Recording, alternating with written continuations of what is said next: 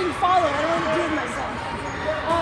So this is power and hips. Can you all hear me? Yeah. All right, cool. Kids out there, like, this is so nice. So we're gonna move through some familiar material and kind of explore different ways to empower them. And yes, it's gonna happen down here. What are some of the things you are already doing in your training to increase your power? Stretching. Be up! Stretching! This is great. Horse riding stance. Using hips more. Okay, awesome. So, we talk a lot about hips. We talk a lot about not having your phone in your dough box. Okay, we talk a lot about hips. And you're right. The last we talked about your belt should be moving, right? Like that's a sign that you're moving your hips, okay? The other thing to understand is that even if you move your hips a whole heck of a lot, if you don't have a good foundation, that snap that you're generating doesn't get balanced, right? There's like an yang involved. So as you move your hips, if you're just dilly-dallying downstairs, right, nothing holds the snap of the hips, right? So if I spin, the belt only goes one way. The power comes when the belt changes direction, right? So it's this, right? When you're doing pulp cooking, it's not, right? There's a bounce back to center, right? So it's that little that we're talking about, and if you don't have a foundation to support it, then you don't get the same degree of bounce back, right? So we're gonna do some basic techniques. We're gonna do some different drills, and we're gonna kind of go back and forth in and out of these basic techniques to sort of see in what ways can you affect change in your hips and power. Because if you look around at this group, we're different. We have different builds. We have different body types.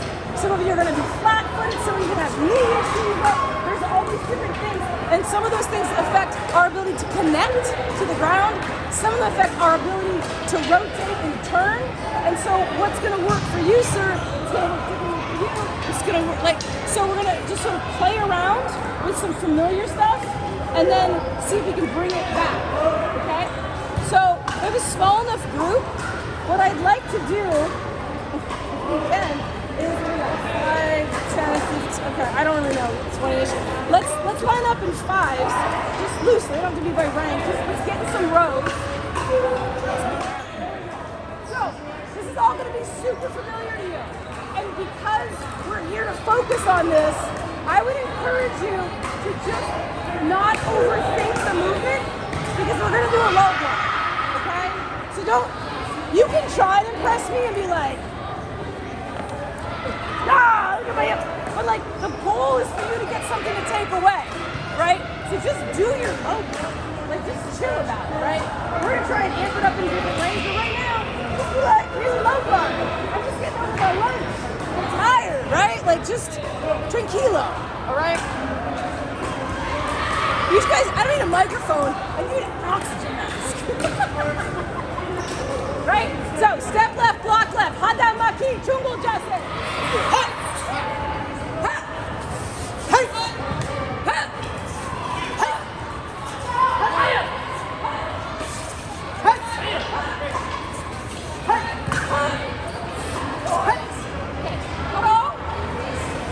Take a knee. So, there's so many things we can do just with this once, okay? First, from a foundation, I'm going to start at the bottom and go up. So from your chungul jase, when you step forward, and you all are in different spectrums of space on this, some of you step forward like this. Some of you step forward like this, right? The difference being a straight step versus a C step. I'm not going to tell you to do one or the other. Cool. Today I'm going to challenge you to try something. I'm going to challenge you to try the C step, but while you do the C step, think about being in an intermediary side stance or horse riding stance. So when you step forward, be here. But when you throw your block, throw it and finish your hips. Okay? So that's your feet, right? If you step forward, and the only thing that happens for your change in your foot is that your front foot, which becomes your back foot, rotates out. There's not a lot of support for hip action, right? You're very static. Even if you C-step and then drop the back foot, there's not a lot of movement, okay? So for this next pass and a turn, all I want you to think about is keeping your hips at an angle, supported by your feet being at an angle. So we'll do it in a 2 count. So I'll go Hana tool. So it'll look like this.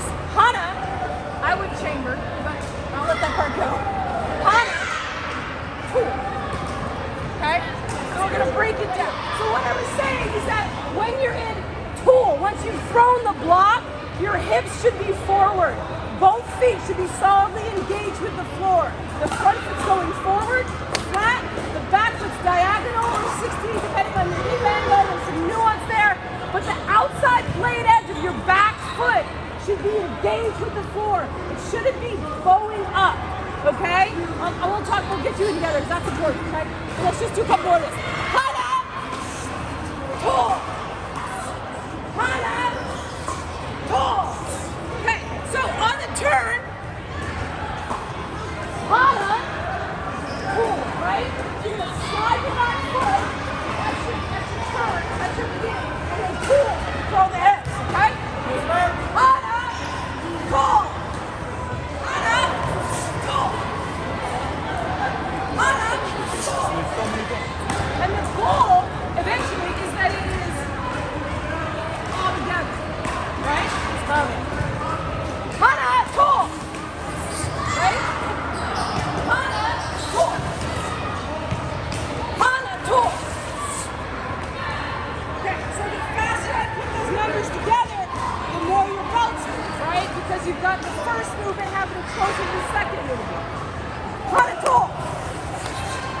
Hana, pull! Good, paro! So what I was saying earlier about, like, see, my magic feet.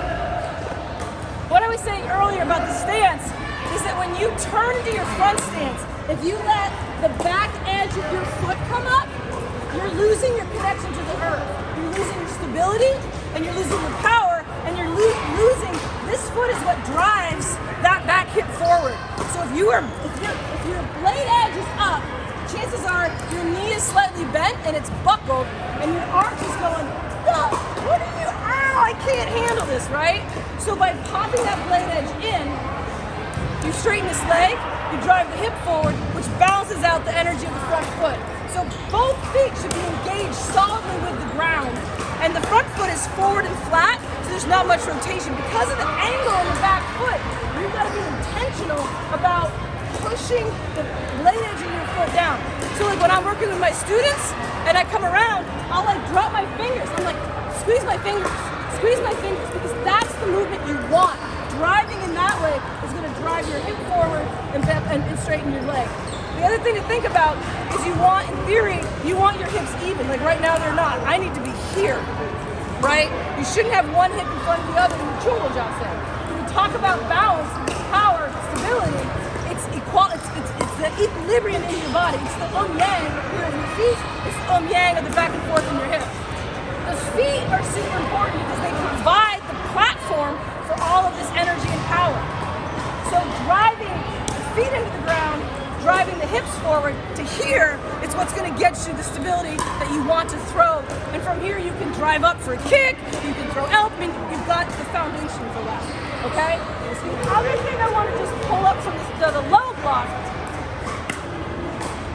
when you're moving, everything's connected in your body. And so anytime you lose your internal structural alignment, you weaken yourself in some capacity, whether it's speed, balance, power, and you read off Wild Belt, right? Power, stability, agility, weight, wisdom, stabilizing stage, right? Both mentally and physically, right? That right there. Anytime you have a discongruence between your joints, you're compromising some of that. Now, whether you want to hear it or not, fundamentally, these are the physical harmonies within Qigong, which is why Grandmaster Shin was like, you gotta do the Qigong. because that's what Bruce Lee's talking about. That's all of this stuff in here, it's all connected. So your hips and shoulders gotta stay together. So if you're doing stuff like this, unless you do right? No, you gotta have a connection here, right? So when you're doing your low block from here, this side moves together. So as I step forward, this arm comes up. I'm connected, my shoulders are over my hips. My hips are at a diagonal to where I'm gonna throw my block. That works because as I throw my hips, my feet move, my shoulders move, all of my alignment is intact, right? And you just watch your right learners mouth and they're like, woo, they don't know what's going on. And that's okay, because they're learning their body. As we get higher up the rank, we want to be able to connect with our body and understand the correlation between these big sets of joints, these sets of joints, elbows and knees, and then your ankles and your wrists, right? Those are the pairings that you have. And the energy originates in your dungeon, right? Your dungeon. So that is like just below your navel and then in the center of your body. So that is where we turn from. And as we turn, that energy moves out to the hips and shoulders, to the elbows and knees, the wrists and feet. Okay? Just like a whip, right? And the whip goes this way. It's huge, right? It's not just one out and back, it's top and bottom, okay? So, we're gonna do that low block again, but this time, it's important that as you come through here, that as that, like this is my right side, I'm not gonna reverse it for you because you're not doing it, but as my right side comes forward, my right hand and my right knee and my right elbow move together. Now we're stacked, and then as I spin, my feet, my knees, my hips, my arms, my shoulders come out together. And that's that relationship. And the more you can connect that relationship throughout your body, the more access you have to the power, the speed, the agility, all of that stuff. Okay? And that'll be true for all of your techniques, right? And when we get into advanced ones, we're kind of going against some of that, but like, that's not today's conversation. Today's conversation is the fundamental connection between origin out. Okay? So let's get back in our lines. I'm gonna take a couple deep breaths. Consider, as that left side moves, there's a rotation in the body. That's what gets you sideways. That's what gets you horse-riding. As you rotate forward, hips up, down, and out of pump. Okay? All right, here we go. Jimmy. Here! Hey!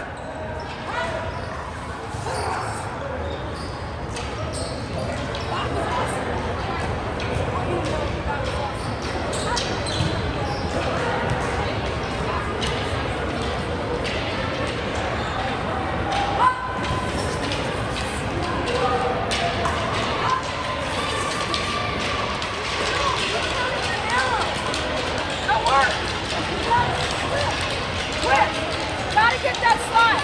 That's your foundation. Ready? Up. Up. Up.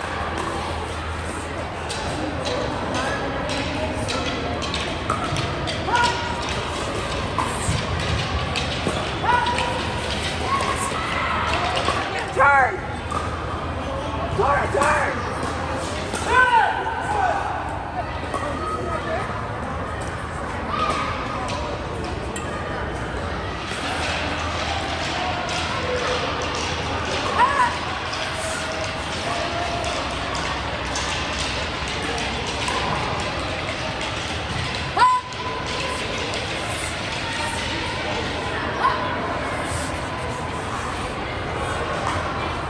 But this is where the juice is, right? All your forms, all your one steps are made of what? Basic. It's like our alphabet. You gotta have the alphabet to build any word or any sentence or any story. So there's my soapbox. So in Pyongyang Shodan, right? You get your orange belt, your jazz, your juice technique. This is all hips. This is all hips, right? So you come out, you got this low block, you're turning from it, right? And you're doing the big turn too, right? Big turn, you got all this power. And then you gotta come out. Now, oftentimes what happens on that turn is we are forward, right? We are coming forward, right? So the goal as an advanced practitioner is to come out of that turn and not move forward. Because then what happens is you push off. Pushing off, while effective, is not coming from here, right? So you want to get to a point where you can look, step, rotate here and throw the block versus throw it here and be forward. You see the difference? Right? So I'll just leave that with you, okay? And part of why that's important, again, is about the alignment of all your joints, right? The concept of being in harmony with your joints. But also, when you're moving, when you're turning, in that position where you're turning not from here to here, which is in the same area, and my center of mass is moving from here over to here in the opposite direction, if my center of mass gets outside of its support, right? Right now I'm balanced 50-50, now I'm 100, now I'm 50-50. That's it. If I go forward, now I got an issue, unless I'm planning on going forward. But you're not. That's why y'all get busted, okay? So that's why it's important, because if you get stuck halfway, I could go sideways if I wanted to, right? So that's why that's important, to keep your center of mass always supported. But back to the hips. So on that turn, we're gonna spin, lock, keep upright, not forward, and then it's here that pulls us back into our hula, okay? So this movement here, hands aside, is what brings me back to my hula. If you watch my hands, this is gonna become in essence, an inside-out shape technique. It's already coming. My hip movement brings that arm back. Then I drop into my stance, it brings it forward. So if you think about even the low block, some of you are still like, you're thinking about the details, but you're like, dang it, I want this, and it's all upper body strength. Powerful low block is gonna come from your core here and get tight at the end and then relax. It's not a power move with your arms like this. It even steals from that pseudo. It's still strong, but it comes from down here. So when you do the combination of Pyongan Choden, there on the 5th count, right? It's the same idea. We come in with our block, we keep our center of mass between our support structure, our front and back leg, and then it's the hips, which are supported because this back foot is going to rotate, my hip is going to turn, and this foot's gonna slide. And if I'm doing it, as my hips rotate, my knee wants to rotate, which means my toe has to rotate. Because I don't want my knee to rotate and not my toe. And this is what I'm talking about, alignment. It's like the knee bone's connected to the hip bone, like that's always been true. And now you can see how if you don't maintain that, you're undermining your own fill in the blank, power, balance, whatever it is. So upright here, from the core, here, we're gonna pull it back. My knee is in, my toes trying to turn, and then I'm gonna drop a little into my stance, bring my hips forward. Okay, and there's a bit of a settling that helps with the drop, that helps with the snap. And again, the foundation allows this to have this moment. If you don't have the snap, you don't have the stance, you'll swing. This knee will buckle. You'll rotate. Everything kind of falls apart. Wait, say again? Yes. You dance. There we go. Yeah. And the other thing about your fighting stance, I see this a lot, but this knee should not be in front of your toe. It should be over your pinky toe.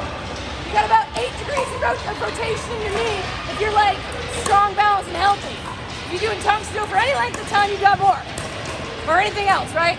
But this knee over your toes keeps your hip in line with your heel and your knee and your shoulder, right? We don't want to be here diagonal. So, we're going to practice the 3rd count of Pyongan Choda.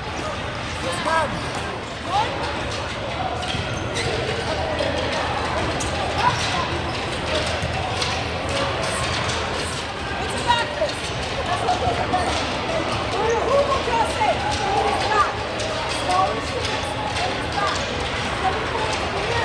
Rotate. Find that intermediate stance. Go block. Lift the hips back. Come on.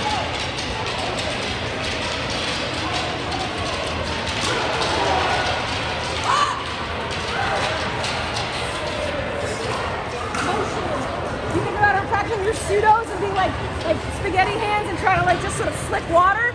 Think about that right now, right? Like if they go flap and I'd rather have you be sloppy right now and feel the wiggle, and then tighten it up, okay? Be a little sloppy.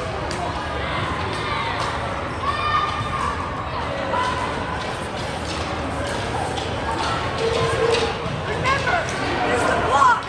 If you aren't successful with the block, you'll never get to the back fist. Why? Because they're attack diving. That game just diverted to somewhere else, right? So starting with that stance, get the block, and then come out. Okay? Up!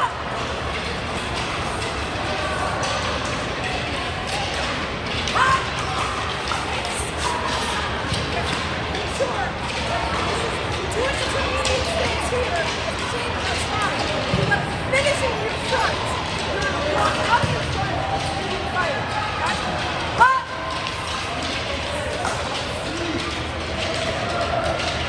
I'm going to do this in 2 count again. The first count is the low block front stance. The second count is the back. Because a lot of you are trying to do this. Bounce it. Right, does that make sense? That's good. What's happening is you're not committing to your stance. And if you don't commit to the first stance, you don't get the power to get out in the second. Okay? Hot!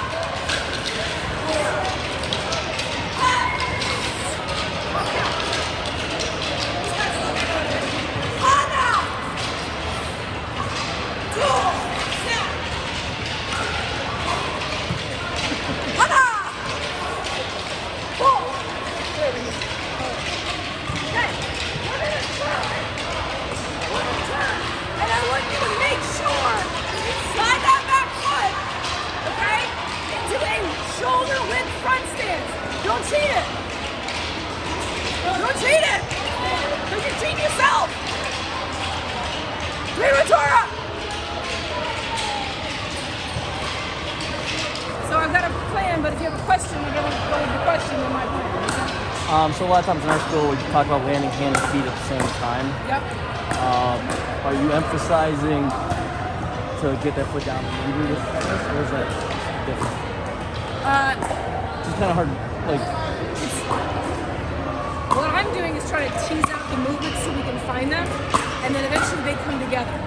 So when we think about center of mass, right now it's supported by both legs. As I move forward, it's supported by one leg, and then as I keep moving, it's going to become supported by two, right? So when I think about my technique and my power, it lands with my stance, not necessarily when my foot gets there, right? So that gives me the freedom to get out here and be like, oh, I didn't want to be there. So then I'm supporting my center of mass with what becomes my back leg until I know it's where I'm going, which is why I don't land in my front stance goes forward. So I'm here, and then when I release my power and balance, it lands with my stance, not my foot. So that's a discrepancy that I'm teasing out for you, because I would answer your question on a macro level, absolutely, right? Because this wants to be together. But when I break it down, the togetherness is the alignment of my body with the completion of the stance and the technique. So if I say foot, I'm like throwing out the bigger conversation that we're having right now. When we do Basai, with this technique, when we keep and when we flip it, our hip doesn't move out in order to do the kick and come back. How do we handle the hip when we turn? So that would be great. So it's great being out of region. Lots of different teachers here. So there's lots of different responses to that question. Talk about just being in a narrower stance. So when you turn, you're in alignment here, right? You're not square, but you're not diagonal. And that's what I would check with your instructor, because this is a very hard place to kick from, because you gotta kind of come around, right? Is that? Yeah. So my navigation is a narrower stance, and sometimes it is here, you slide it, and then come through. Because again, I want to respect directionality from your instructor, but my two answers to that would be narrower front stance, so you can pivot and be basically on a balance beam, or slip it, turn, and have it. Okay. Because you definitely don't want that dynamic. Yeah, great catch. Where did you get that shot up? third move has that combination.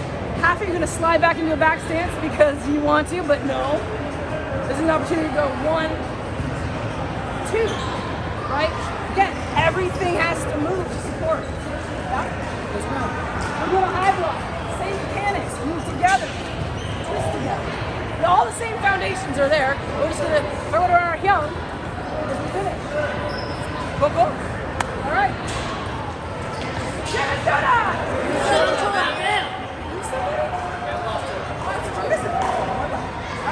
Here we go. Put in Yuma Chusso in the count. Hana! 2. Set. Yes.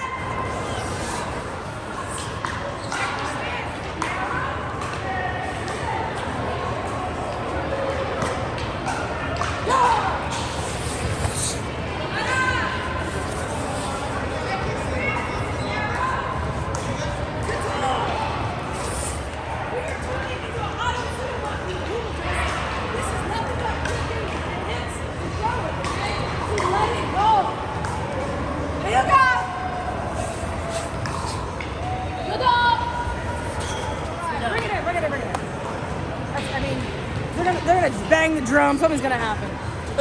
I can just feel it. So. What is he getting there? Get set. I know, right? It's like, yeah. Oh no, here we go. Wham. This was, thank you. I thoroughly enjoyed this. It's like, it's always nice to have people be like, I have a question. Well, what about over here? Do you mean like this? Ah, we nailed it. All right. So this is true for all the things. That's the gift. Also the rub, right? Is that like no matter what you're doing, you're like, oh, where are my hips? Where are my feet? Where are my eyes? Right? What's happening? But the adventure is always there, no matter what you're doing. So thank you for this. Have a great last session.